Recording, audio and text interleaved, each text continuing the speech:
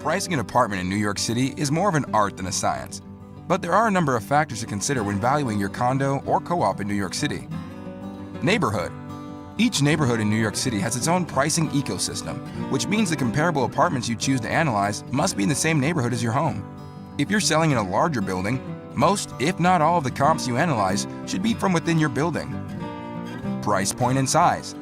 It's a good idea to select units which are priced within a similar dollar price range when searching for comps.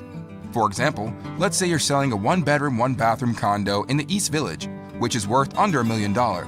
It would not be a good idea to compare the price per square foot, or PPSF, of your condo to the PPSF for a luxury new development condo, whose prices start at $1,500,000, because the composition of the buyer base is not the same. Layout. It's important to compare apartments which have a similar bed or bath count and similar overall layout. For example, comparing a studio to a 1-bedroom would not be advisable, even if they are the same approximate square footage, since studios are usually less valuable. Building type. It's important to ensure that the buildings you're comparing yourself to are broadly comparable to your own apartment building. For example, it would not make sense to compare a pre-war walk-up apartment with a unit in full-service post-war elevator building. Floor and exposure. Each floor in an elevator building is worth an additional $3,000 to $10,000 on average.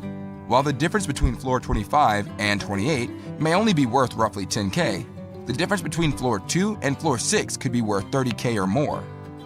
In a walk-up building, apartment values generally decrease as you go above the 3rd floor. Condition. The interior condition and renovation status of apartments is one of the most important adjustments to make between units. The most expensive renovations in New York City apartments are for the wet areas of the unit, also known as the kitchen and bathrooms. A typical renovation per wet area in New York City can range from $20,000 to $50,000, or $100 to $200 per square foot of the apartment size. Monthlies. Apartments with higher carrying costs are generally less valuable, all other considerations aside.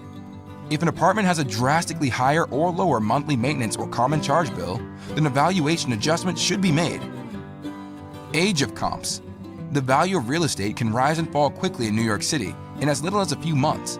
If you're analyzing closed comps which sold more than 3 months ago, it's important you determine the direction of prices and make an appropriate adjustment to reflect the time which has elapsed since the apartment sold. Looking to buy or sell a home in New York? Learn how you can save on commission and closing costs at www.hauseit.com.